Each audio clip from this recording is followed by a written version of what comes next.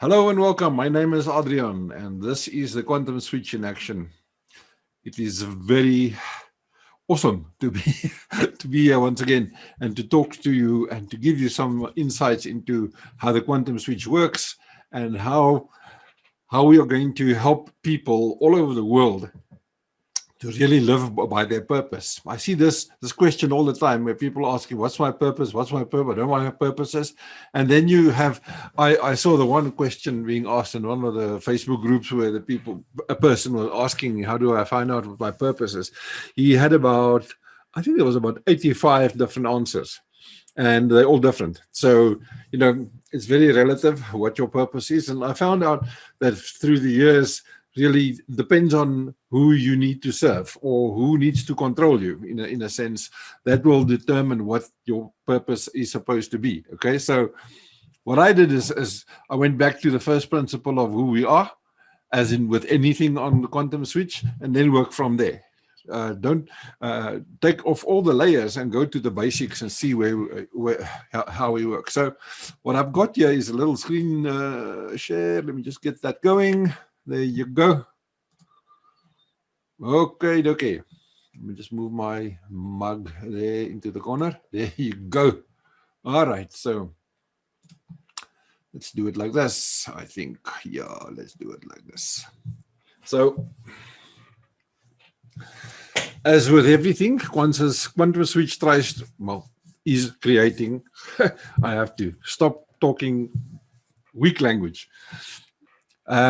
Quantum switch consciously creates a prosperous world that works for everybody, and that is our role really in this new, after this mess situation, and in this world that we really have to create for ourselves. And as I said, this episode is about finding and living your purpose. All right. Excuse me. What is your purpose? That is, so many people ask this question, and sometimes we don't really want to know. We don't really want to find out what it is, because it'll give you responsibility, and it gives you another thing to compare yourself to. So that is, in a sense, if you are in a difficult situation consciously or existentially, then adding another layer of definition on top of you just makes life worse. It doesn't make life any better. But the reason for this is to really find out and dig up your purpose and see how we can then work it so that you can live it. You can develop into that person who can live that purpose. Okay, so it's actually immensely simple. And in the simplicity is the power. Okay, so it's a question that we all ask at some stage. We all ask that question, and the answer depends on who it comes from. All right. So if you are religious, then you will have one type of thing. If you are a lawyer, you will have a different kind of purpose. A teacher, or it depends on the level of consciousness of everybody on the one hand, on the other hand, the culture and the mind stream that they are living in, that will determine their definition of a purpose. Okay. Then also, you must remember that it will depend on who will benefit from you doing their definition. If you go and ask a business guy or a business person, to give you a purpose, they're going to tell you, something in the line of, what, to make as much money as possible and to just do your thing, and then happiness will come after that kind of thing, and so on. I remember having a discussion like that with one of my bosses, and he said to me, the purpose of your life is to become on top. You have to come on top, otherwise you lose. And get there and stay there by whatever means, even if it means you have to push people off the heap. And anyway, so that was an unnerving kind of a discussion, and I just sat there like, really? Is he really going to tell me this? Is this what he wants to do? Actually, this dude. Anyway, and that was his way of working, and he was successful. He was. And the rest of the people under him were miserable, but he was successful. He made lots of money. His bosses, he gave them the money that they wanted, because that's one thing that we need to also be quite aware in business is, what does the boss want? What do they want? They want money. They want a certain margin, a certain whatever, the figures. If they get the figures, you can do what you want, in the old unconscious or the old ego-driven business world. It's still very much alive, but there's also the conscious business is starting to grow now. So then you ask the question, why am I here? That's how many times have you done that? Especially when you're like in a crisis or and life is difficult and you're having a struggle. Then you ask the question, why am I here? What am I doing here? I don't even know. I question the reason for me being. And that can be quite dangerous question if you don't get the answer. Okay. So it's important that you actually do get the answer and speak to somebody who knows how to help you get it, not to answer your question, but to help you get the answer to your question, okay? What is your why? Everybody asks that question. Simon Sinek's book, brilliant stuff. I love it. I read it. I've got it on Audible, the whole thing, and I really love his work. Excuse me, but, still, answer your why. I do get people, when you ask them what is your why, you get this little sentence, I do this for that, so that this can do that, And then you ask the people, so, okay, elaborate on that, and then they can't, because it's a little elevator speech that they've learned, and poof, that's all they've got to give to you. So if you start talking to them about the substance, and that's one of the big things about purpose, is the substance. What is the substance that you are bringing into the world and into the life and into the business, right? But more about that later in a totally different subject. When do we begin asking? Okay, so have you ever asked the question, why am I here, when you're all happy and everything is going well and you're in love, or you've got some bucks, or you have just bought a car, or you at the seaside having a lovely holiday, or in the mountain or wherever? Do you ask that question? No, you won't, because it doesn't matter. You are having a good time, and as long as you have a good time, then the question doesn't come up. But when life stops working, when life gets hard, and when there's no end in sight, or there's no vision for something better to happen, and you don't know where the betterment of your situation is going to come from, then you start asking these questions. Okay, and we know there must be something more. There is, when you are very frustrated like that woman on the slide there, when you're frustrated and angry and upset and all those things, you have to ask yourself, there must be something more to this. There must be something better. I'm sure there is. I remember talking to a guy once, many years ago, where he was sitting in his car outside his house, and I stopped. I happened to stay in the house right next door, and I stopped and pulled my car in, and then I saw him sitting there, and I went outside and asked him, so what's happening? Are you okay? And so he says he actually cannot go into the house. He absolutely hates his life. And if he has to go and tell his wife and his children that everything is fine, he's going to explode. And that is the case of so many people today. You might love the job, but you hate the politics and the game that people play around. And that leads to a thing called burnout, where you just, at the end of your tether, you cannot do this anymore. You have to now ask a relevant question, an existential question, and say, what am I doing here? What is the point of me even being here? Okay? Is when your energy just runs out, when you've had enough fights, when you've had enough battle, when you've had enough dark nights of the soul, when you really get to the point where there's nothing left, there's no energy to go forward, then you have burnout, and then you start having a serious problem. It's usually called the dark night of the soul, but the dark nights of the soul is quite not complicated, but it's a big subject, and we will go there at some stage later. When you have a dead end career, I see so many people, they have all these wonderful visions of going into a business and to make a difference. Okay, we all do that.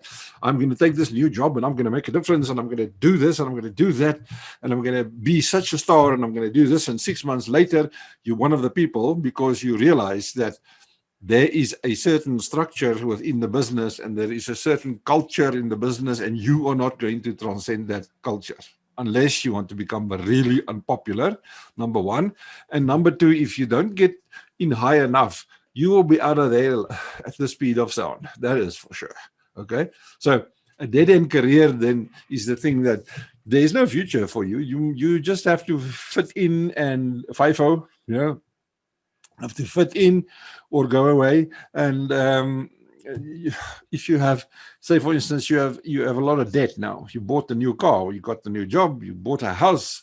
The kids are in private school, and you bought some crypto, and you put all your money. Well, that might be a good idea now. Nowadays, the way it's going, I wouldn't know. But anyway, so then you sit with this problem, all these responsibilities and things, and your career is not going to go anywhere. So you just work for the salary at the end of the day, and that becomes a dead-end career. Then sometimes what happens is you wake up to a larger context, where that's where you have an expansion of consciousness through some workshops you might do, books you might read, or there is a natural tendency for humans when we are in a situation of suffering to want to expand, to want to step up into a new reality, to want to experience something better. And that's where when your consciousness expands, you want to live in a larger context. You want to live higher levels of consciousness, where life totally changes immediately when your consciousness opens. So people want that better. They want that something better. Okay, and then, as I said, there was an awakening experience. That kind of thing happens to people, and suddenly it's like that's one of the things, one of the definitions of the quantum switch is where life changes like that, and everything is different for the rest of your life, and you can never unlearn or unsee or close everything down again. You can try to, but it's going to cause extreme cognitive dissonance, and you will suffer. Okay, and then of course, as I said, the expansion of consciousness. As your level of consciousness expands, as you go through there, I have another video called The Awakening or Ascension. You can go and look at them, and there explains to you where this expansion of consciousness, and suddenly you are exposed, and you can experience more of the whole spectrum. It's not about going just and living in the clouds, in the higher consciousness living. You are exposed and understand and can experience the entire spectrum of emotion, from the saddest of sad, from grief and apathy to experience peace and joy. Okay. Why is it a problem finding your purpose? Everyone has an opinion based on their culture, traditions, and values. When you ask different people people living next door to each other, ask them purpose, you'll get different answers. But that is limited by the perspective of who we are. All right. Cultural control mechanisms also make sure that you fit into a mold, and you stay there, and you operate your life there, and you do whatever you need to do in that context and with what you've got. And of course, if you step out, if you become the black sheep of the family, then they will guilt trip you back into what they want you to do. And I know we do that. My mother was an expert in guilt tripping. So, I remember one day I was out a bit late, and not that late. I came home at about 1 o'clock, and my mother stood there and saying she was actually hoping that the car would hoot for me and bring me home because I'm neglecting my duty as a son. It's like, why? I couldn't understand. But anyway, that was a guilt-tripping move that she pulled quite often.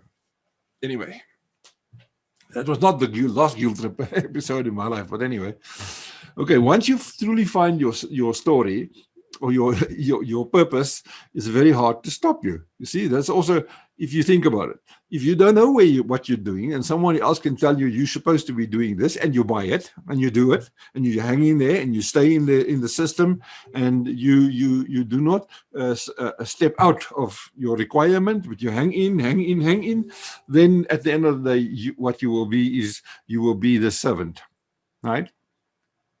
But when you find your purpose, and this thing grabs you in the heart, where your heart and your gut and your head, your brain connects, and suddenly you have this new power of this realized purpose, then it's very difficult to stop you. And people very often, I've seen it happen plenty times where people will, they will just say, okay, fine, I'm out of here. And they go and, go and do something completely different with their lives.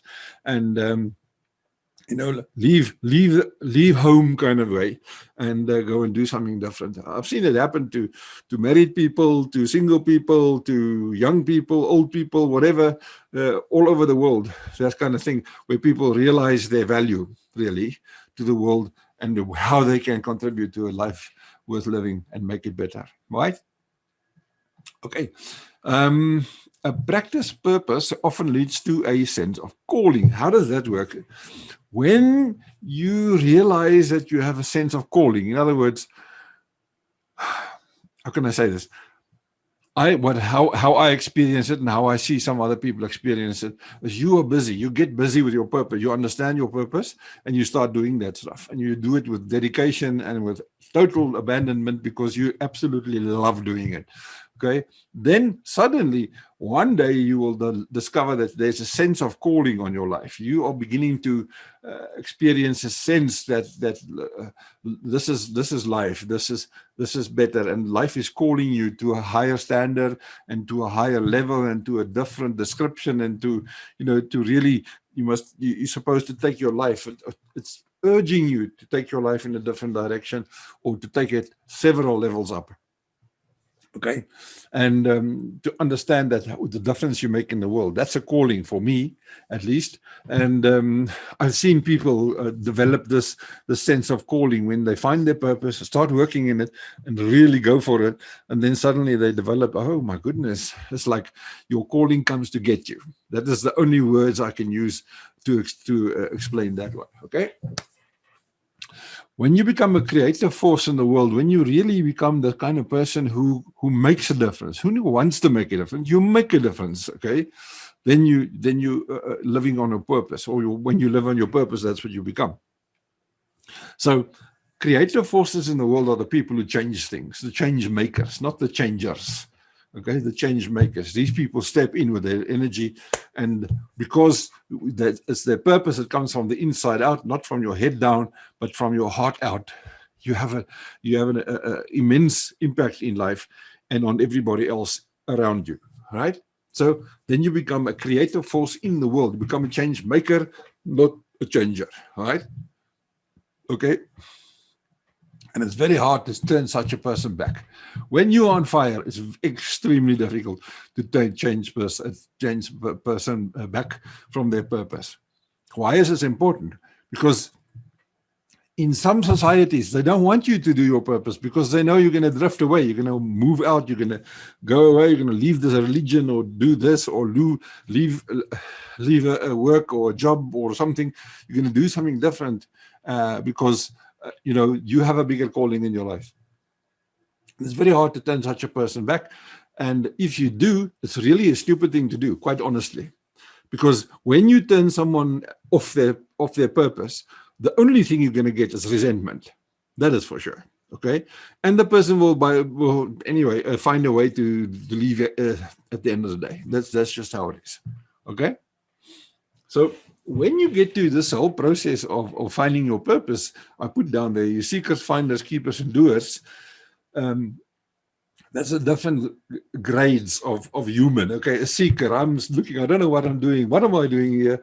And it's not necessarily in a crisis, but you get people who seek. They look for, what is my purpose? I'm lost in between all these options. I don't know what to do. And then you get a finder as a person, say, okay, that's what I want to do. That's what I'm good at, and so on. And then you keep it. The keepers are the people who actually take and integrate the idea of a purpose within their life, and they start doing their life in that manner. Okay, so then you don't understand the context. That's cool. So what we're going to do now is let's begin at the beginning. What is the beginning of this whole thing? And we talk about first principle. As you can see, the light bulb on the left there, or on your right, or wherever. It's really, energy is everything, and energy is a basic ingredient of life. That is what it is. If you turn a person's energy off, they're dead immediately. So every living thing on earth has energy in it. The whole universe is energy.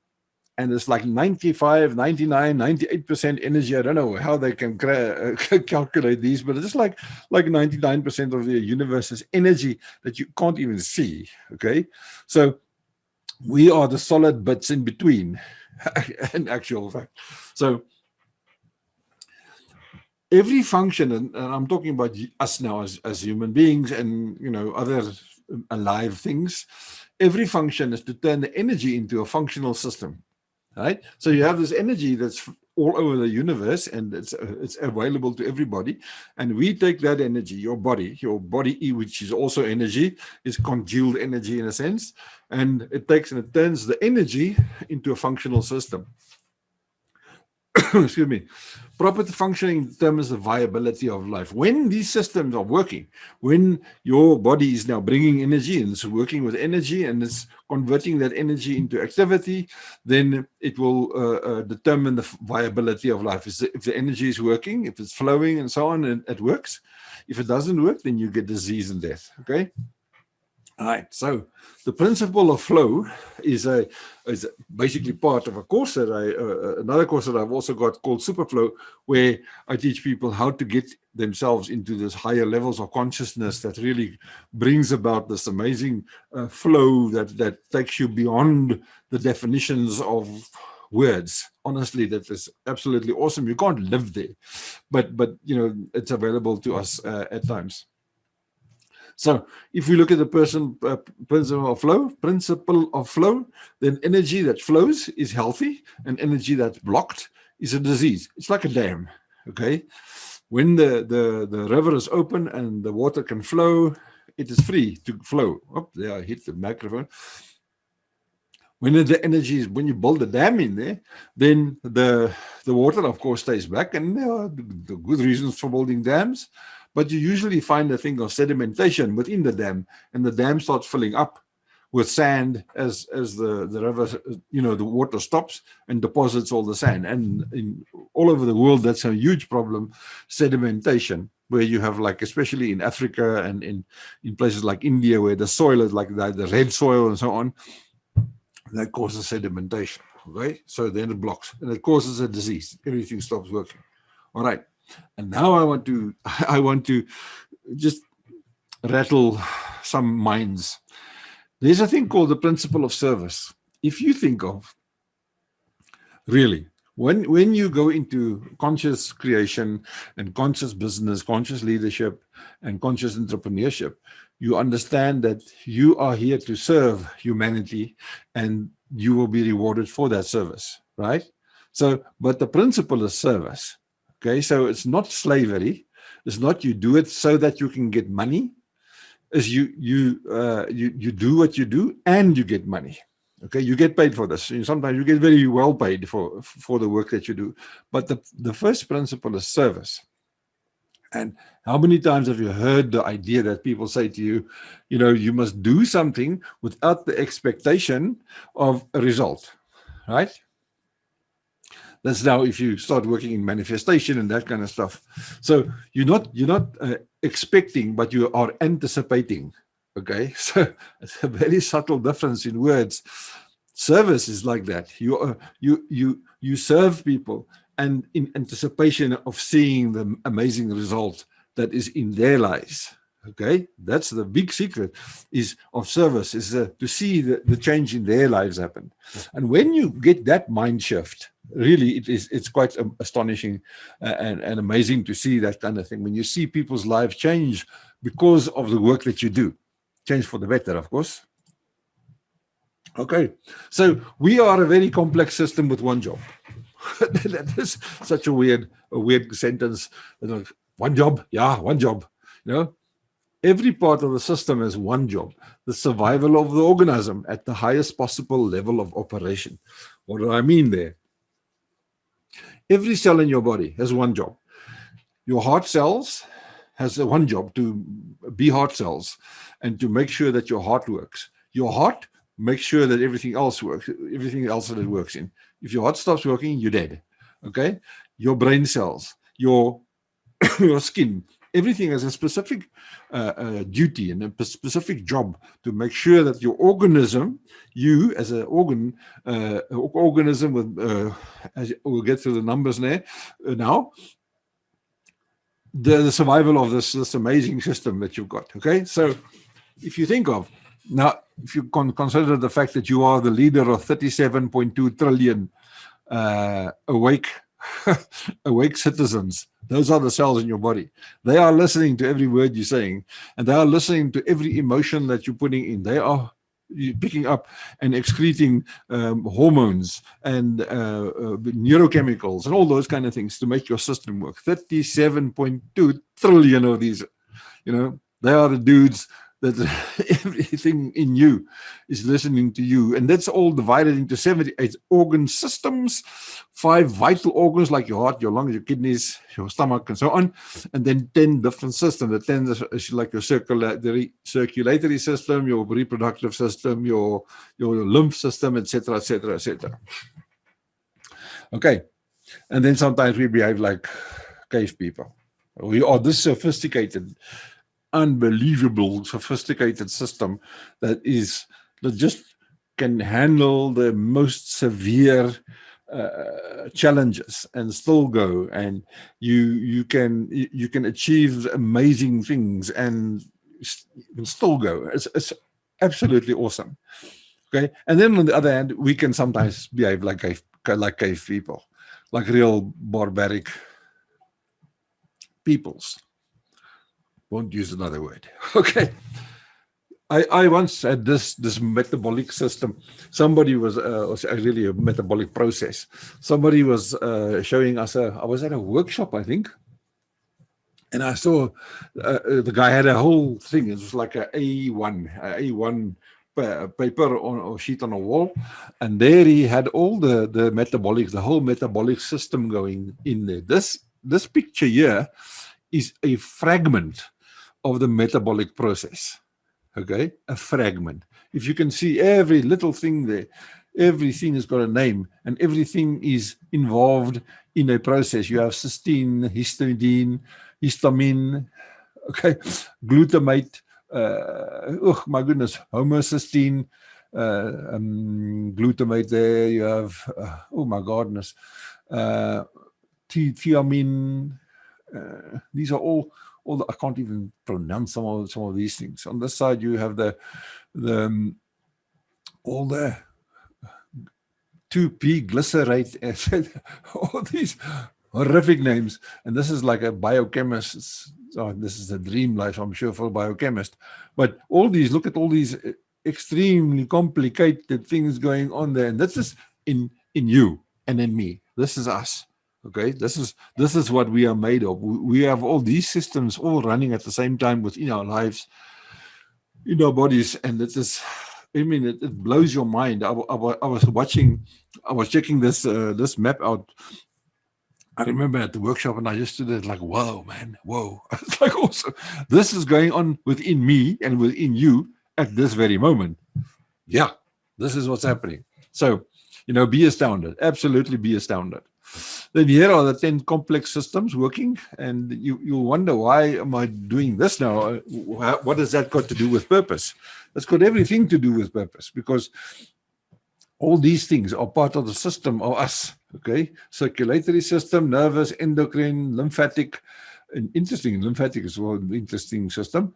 Like I saw Bruce Lipton talk about the lymphatic system the other day, and it was quite interesting, that if you have a lot of stress and so on, the very important thing for you is to move, because some of those stress hormones sit in your body and they only move out through the lymphatic system, as far as I understand. I'm not an expert on this. But so you need to move in order to get this stuff out. And you can see that, and I'm going to be crude now, but sometimes when you do a lot of exercise, you work hard and so on, you can see it in the color of your pee. You can see that your body's working hard because it's getting rid of a lot of stuff. And this is the amazing thing of all these different systems working together, keeping you upright, keeping you strong, your muscles. And it's quite awesome. Okay, so one step further, we are billions. How does each one have a purpose? How does each have a purpose? Okay. And that is a question that sometimes, not sometimes, it's important to ask, because we see all this diversity, all these different people, and you think, okay, it's more being human is our purpose, okay? But there's more detail to that, okay?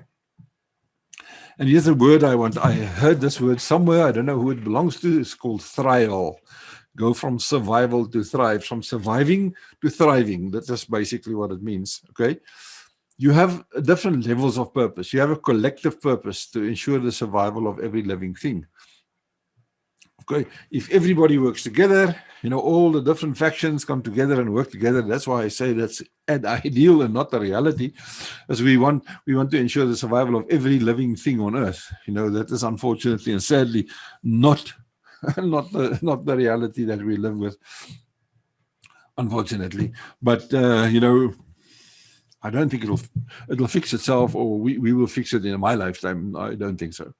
Unless there's something amazing happens, and I don't think so. Anyway, be that as it may, we also have an individual purpose, and an individual purpose is where we serve the collective purpose, but we serve the collective purpose with our talents, our inspired skills, and our temperament. Okay, so your talents are things that you do well. And we'll get into the discovery process of that in a minute or so. The inspired skills, the stuff that you just do with utter abandonment. You move into a different consciousness when you start doing these kind of things. For me, it's music. It used to be music. I haven't played in years, but and I'm going to for sure. For sure. When you start playing and you're just not there anymore, you just disappear into into like a different energy. The universe disappears while you're busy with this stuff.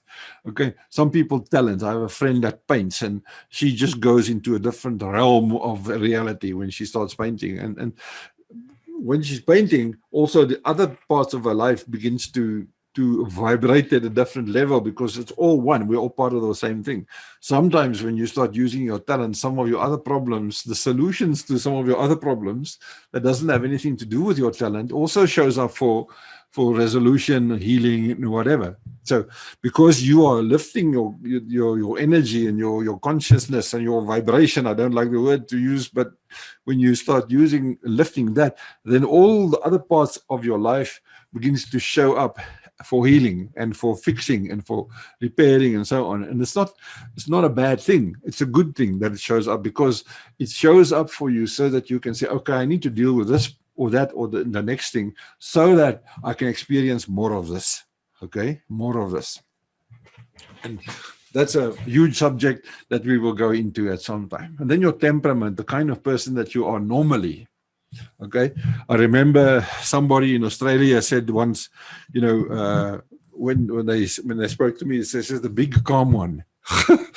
So I appreciated that from her. So, and yes, I am, the big calm one. And some people are calm, some people are more worked up, or not worked up, but more energetic in a way, or more active and going for the thing. That's the temperament that we have, and we can serve with our temperament. Sometimes you don't need the big noisy guy. You need the big calm guy, to walk into a situation and with authority and with the talents and the inspired skills, say, okay, what you need to do here is this, and the next. Especially if you are in a leadership position where you need to step in and take over, or step in and make that the call or the transformational actions. All right, now, so the next is project. So let's just have a quick rethink of this. Okay, so you have a collective purpose and an individual purpose. To serve the collective purpose is, you go back to the body, is to make the organism work, and we are part of an organism, a humanity, a community, whatever. So our purpose is to help humanity and the community to survive and thrive. And that's usually where people stop. They don't think there can be something less or something smaller or a smaller brick. Or they try and say, it's my purpose to serve this for the rest of my life. And life doesn't work like that. Life works on project basis, okay? For this argument. How does this work? You have several projects in your life that you can get involved in that can use your talents, that can use the skill, that can use your temperament, okay? So let's, for instance, you are talented in building. You're a really good builder. You have the perspective. You can see a straight line. You can do this. You just have that skill. When you start working, it's like that wall just happens. I've seen people like this. It's like quite awesome. You're like, well, he doesn't struggle or she doesn't struggle. It just goes and does the thing. And then when you speak this, aren't you tired? No, why?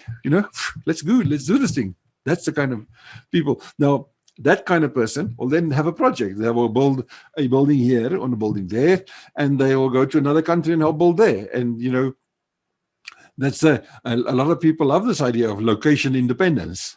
That's a big thing nowadays. You can work from anywhere in the world and do your thing. Now, imagine if you can connect to other people who are busy with whatever projects, and you can add your little bit or your big contribution, do your project that is very well tied into your purpose or with your purpose in the different places in the world. Okay. Of course, most people want to stay in one place and want to do the same thing all over and over and over and say, this is my purpose. For some people it is. For the mother who's got the children and things, that can be her purpose for now until they're big. And then the mother can decide, and the father, and whatever, they can decide, okay, we're going to do this, that, and the next thing. And, use our talents and skills to really go out and help people. And sometimes, unfortunately, it is a requirement that you go and do uncomfortable things. You go into third world countries to help people, or, into, You go and help people who are much less privileged than you, and that means your hands are going to get dirtier than normal. And some people just don't like that. It is through the seats are too hard or whatever, and I can't sleep here. I can't do that kind of thing. They're the kind of people, whatever the case is, they are there, and that's what it is. So a project is a purpose in action, where you go and do your purpose practically in the world somewhere, okay? And you do it where and when it is required. Your skills are required there on that place. Now you're going to build a interesting here. I look up the valley here, and this is in this little valley is like 20% of all the power, electricity is generated in Austria. Up in this little valley, they've got a huge power plants and things there.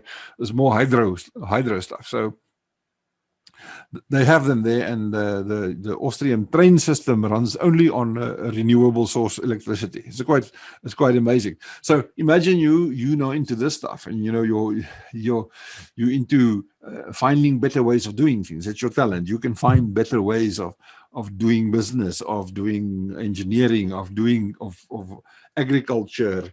You're an expert in hemp, for instance. I know hemp is coming back in a big way.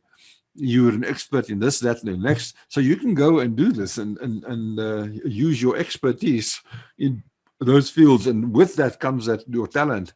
Let's say, I can see stuff. I've got a broader vision. I've got a higher level of consciousness to help people out and understand, see their blind spots and help them overcome that kind of thing. Okay, so that gives you a new mission statement. It's not, I live in this town, I do this for the rest of my life. Okay, I do this. This is what I do. And sometimes I do it in different places, other places in the world. Okay, because it's possible. Okay, at the moment it's not very possible with lockdown, etc., etc. But I know location independence is very attractive for some people. For many people, location independence is quite attractive. Okay, then the maximum positive contribution, that's what you add into the process, into the mix of what you're doing in the process, and your inspired actions. Okay, so what is your purpose then? That nice look there, like, oh, this is so cool, to contribute to talent and skills in a unique contribution to the survival of Earth at the highest level of expression from survival to thrival. Now imagine the possibilities. I'll go do this again. What is your purpose then? Is to contribute your talents and skills in a unique contribution to the survival of Earth at the highest level of expression. That's important, the highest level of expression. You don't want to keep everybody just functioning. You want to make sure that everybody functions at the highest level of expression possible, because that's where the power is. That's where the power is. You see a society thrive. You have people who are expressing at the highest level of expression. Okay, that's a true high consciousness kind of situation for people. Okay, so to move from survival to thrival, really, and honestly. Now, if you imagine the possibilities of what you can do, just sit for a moment and think like, oh, if I use my talent, if you don't know what it is now, just hanging on, we'll get there. You sit and wonder like, I have all this. I can do this, and the next. I can really do this well. I can do that well. I can go and teach music in the village. Or I can go and build something. Or I'm really good at doing stuff in woodwork, and something I really love doing. So and I can do it somewhere else and make a massive contribution. Imagine the possibilities. Okay. So for me, the next step is to go for inspiration and being called.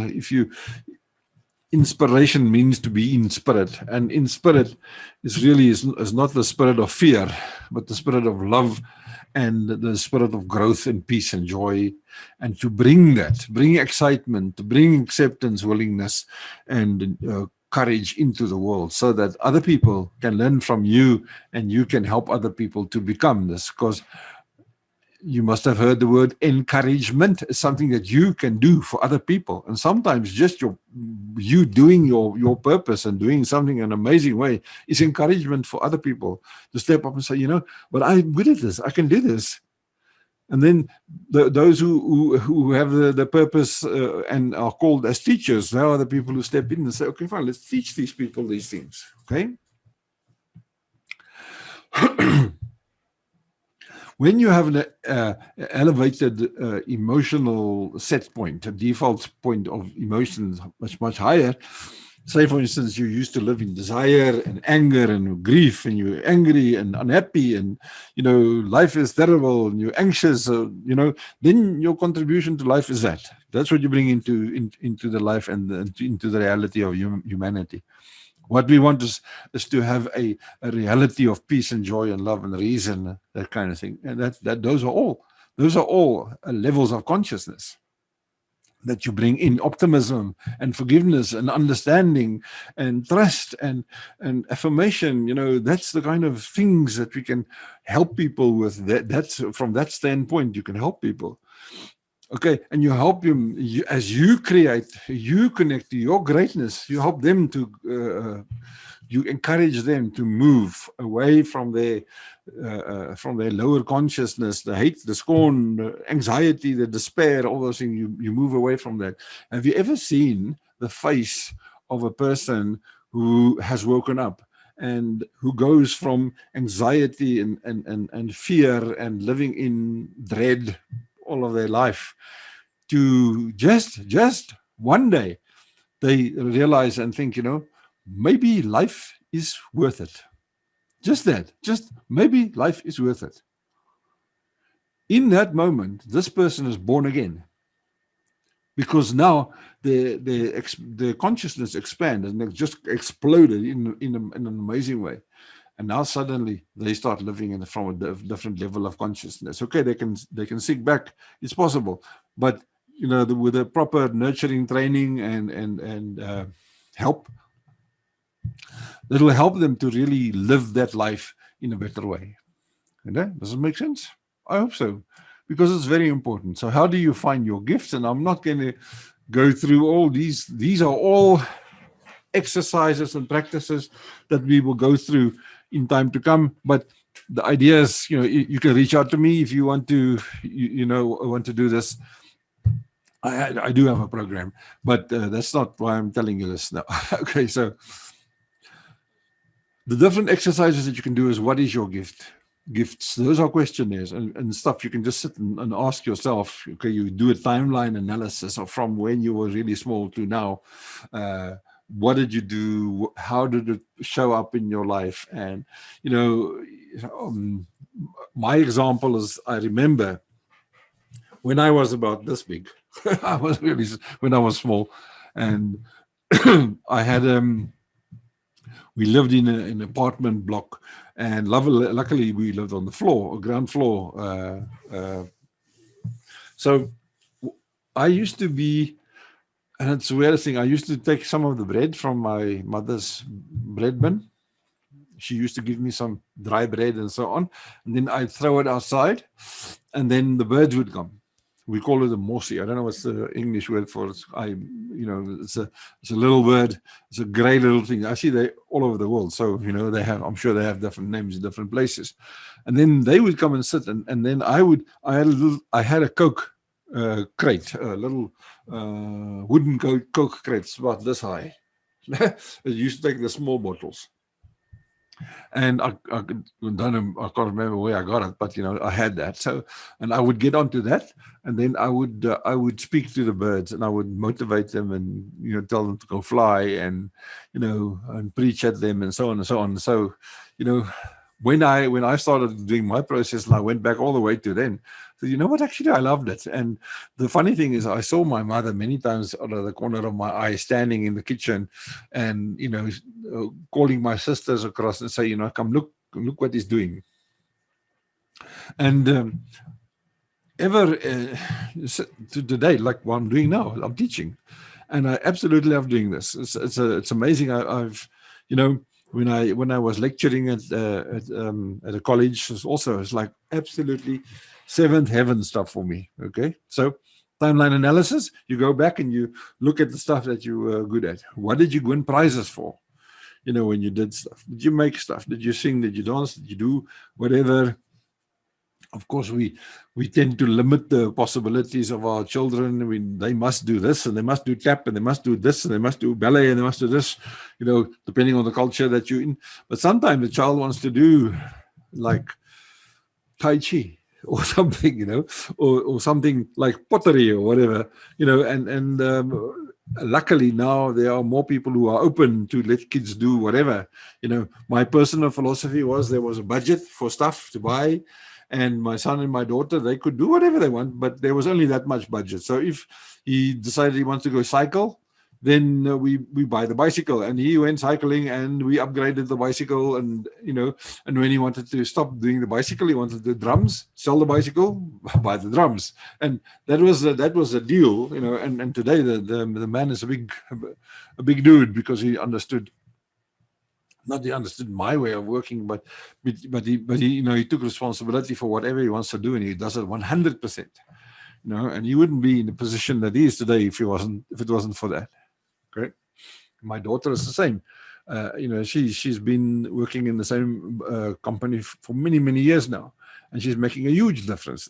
Whenever she talks to them, they listen, because she has this authority of presence. It's quite amazing to watch.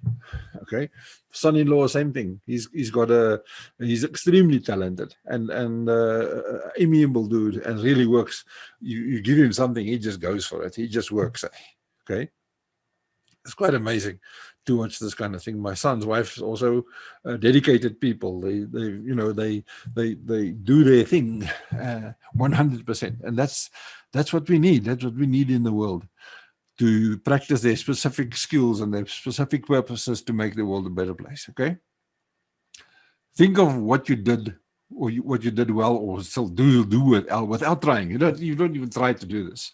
Okay, sometimes it's a habit that you're just so good at doing this. It's easy to do. You don't have to think, and your performance level, your efficacy goes up exponentially when you get into this kind of thing. Okay, beginner's luck, that didn't wear out. That's an interesting thing, where somebody starts off with something and they're just naturally good at it, and then other people say, "Oh, but it's beginner's luck." It's beginners, because you're a beginner and you haven't been thinking too much about the subject, which is usually a problem. You start thinking too much, and then your performance goes down.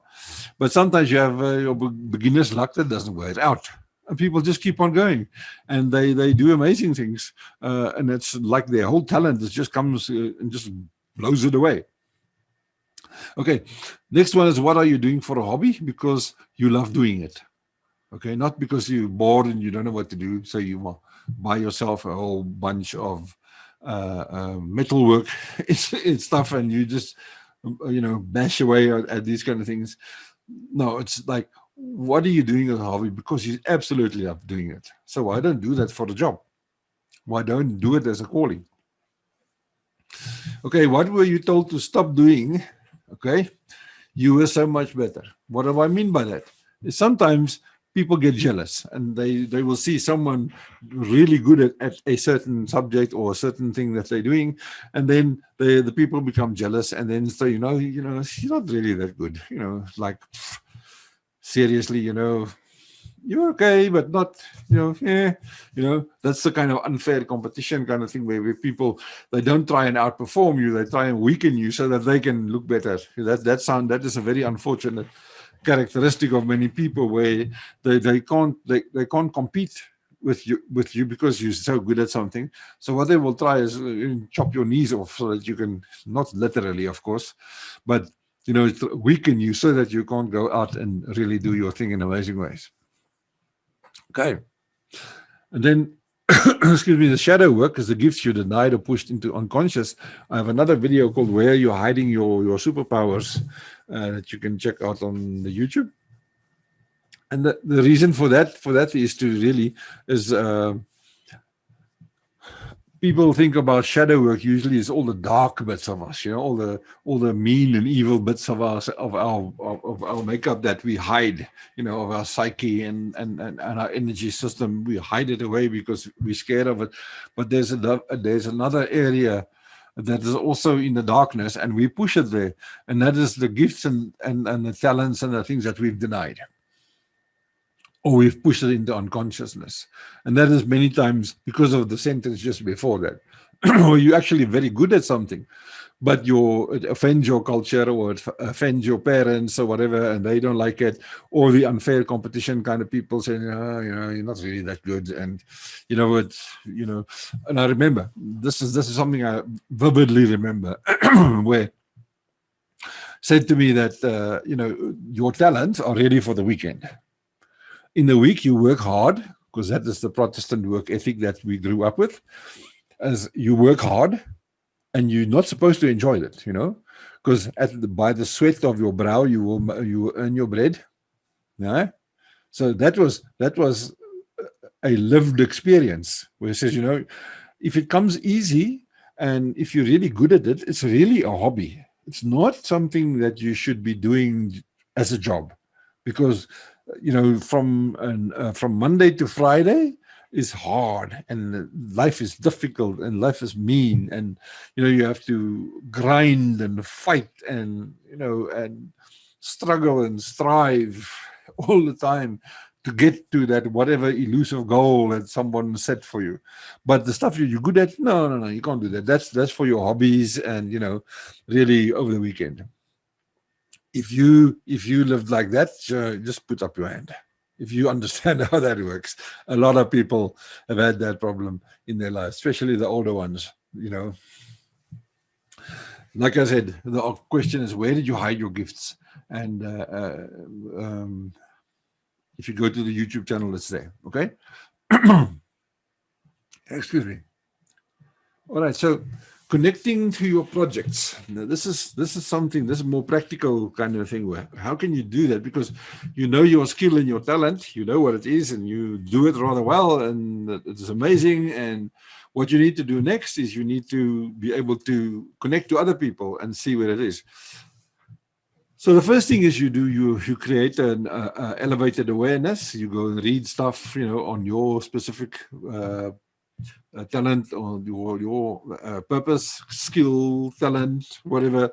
You go read up on it. You go and join groups on social media if you want to, and so on, so that you can increase your awareness. You'll know what's going on in the world. Okay, and then another thing you should do is set a clear intention without expectation.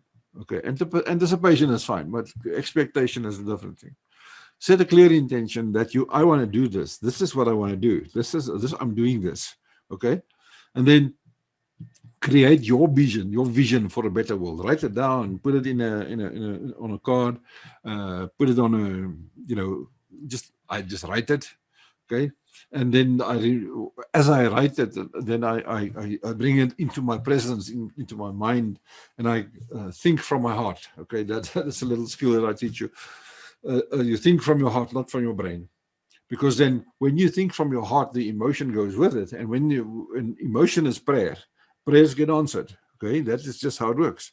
So it's important that you be able to express the emotion that I have achieved. This is so awesome to be in the presence. I am surrounded by the evidence of this thing that I'm looking for. Even before, that's called living by faith, by the way. When you start doing this kind of thing, life shows up to you. Okay. And then you'll see the opportunities that begin to surface, and you have different opportunities. They will come. Okay, some of it will be uncomfortable. Some of it will not be nice. You think like, example. A friend of mine asked me many years ago if I would like to go to Romania. I had to go and look where Romania was. That was many years ago. And I remember his answer was, you fly to Rome and you turn right and you fly 2 hours on. And that's Romania. So I land in this massive city called Bucharest. Very nice, but very broken. This was 1999, around there. So it's only 10 years after the communist overthrow and so on. And the country was suffering. The people were poor. The exchange rate was terrible. And, the corruption was still there. And the streets were in a mess. The stray dogs were everywhere. And, you had a curfew, not because of politics, but because of the stray dogs. You couldn't walk outside much. And there were dog crap all over the place. And, oh, goodness me, it was quite a thing. And when I got there, I was like, oh, what am I doing here? Can't I just go home, get in the next plane to go back to South Africa and not be there?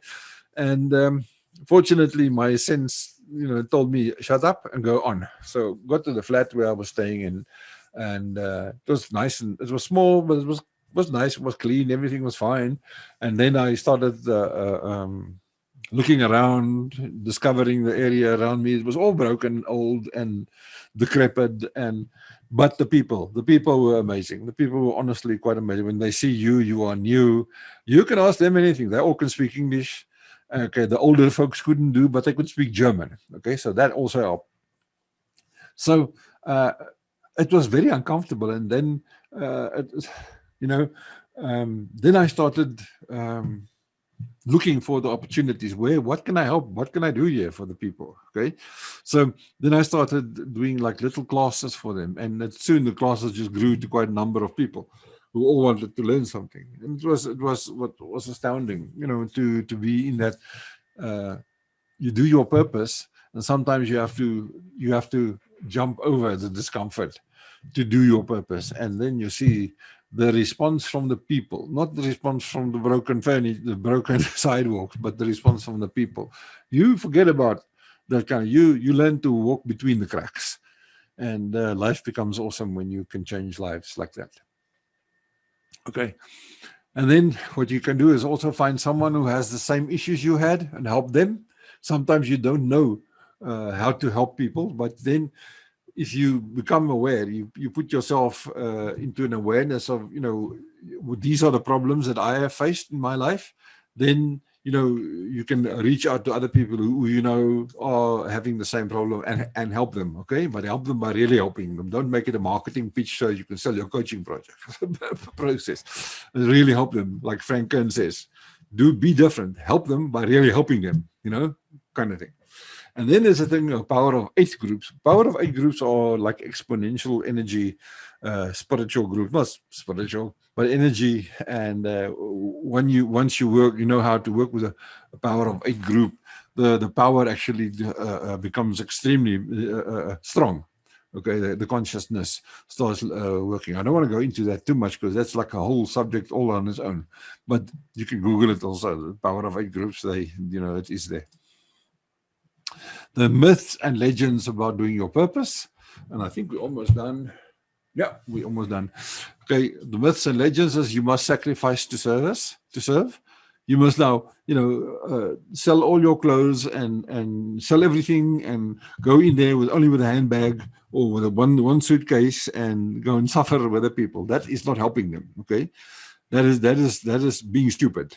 Okay, you don't need to go in and become a martyr with the martyrs. That's really dumb. Okay, there's another myth that it has to be hard, otherwise it has no praise, and this comes from religion again, where we learn everything that we do out of help for other people is going to be hard for us because we are sacrificing. It's absolute BS, because if you're doing your purpose and you're doing your talent and you're really enjoying what you do, you are lifting the consciousness of the people that you're helping. Okay, you don't get into the ditch with them. You show them and you teach them how to get out of the ditch and how to turn that ditch into a pool that they can use. Okay, that's what it means. And there's a myth and thing that you will do a lot of unpleasant things. Okay, it's like, oh, I'm doing my purpose now, so I'm going to live with these people in the mountain, and I'm going to dig toilets for them, and maybe, and I'll be blunt here, and maybe God will see me. No, no.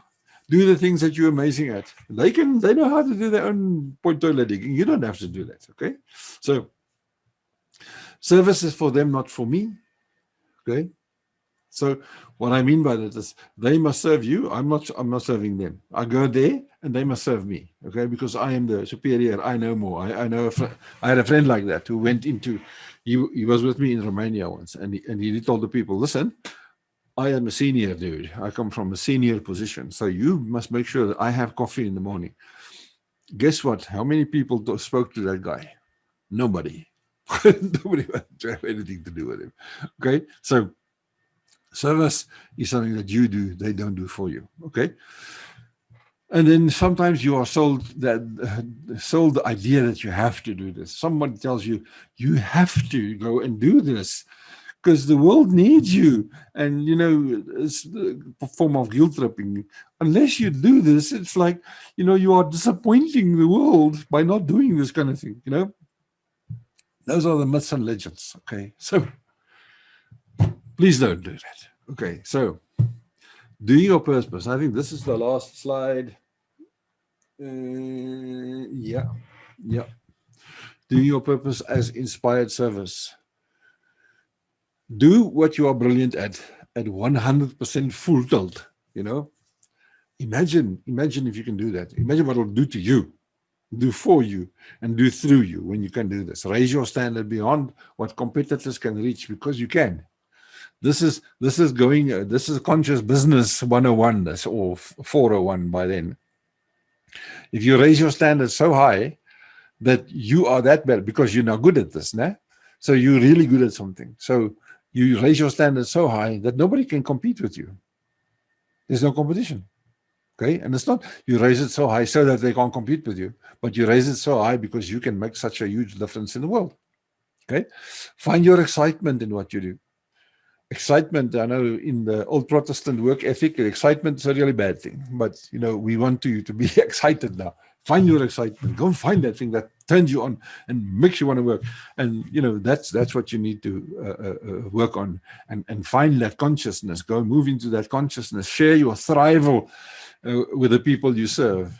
Where you thrive, you share it with people. You share it with people, and people will say, "I want to be like you." Okay. Not thank you, can you give me some more? It's not, I want to be like you. And then you open up opportunities for other people who can help them to do that, to come in and really help the people. Service is inspired and achieves far beyond what you see. That you must understand, the quantum effect of what you do, the quantum effect of every word you see. It lands somewhere and it makes a difference. And it goes out into the universe, and it starts making a difference wherever it goes, good or bad. Negative, positive, that's how it works. Okay, you can service with joy, acceptance, peace, reason, and love. When you prepare yourself, you bring yourself into that position every day, every single day, then really you begin to make this huge difference. out in the world, and you bring this energy and you bring this emotion into the world, that really makes a huge difference. Then there's conscious business practice, which is a, again, there's a all-encompassing thing. Okay, and then develop full presence and awareness. Get the resonance going between you and the people you are serving. Okay, so that is important for us to do, and I think I'm going to leave it there for now. And or am I? Yeah, This is it for now, and I don't know how long this has been.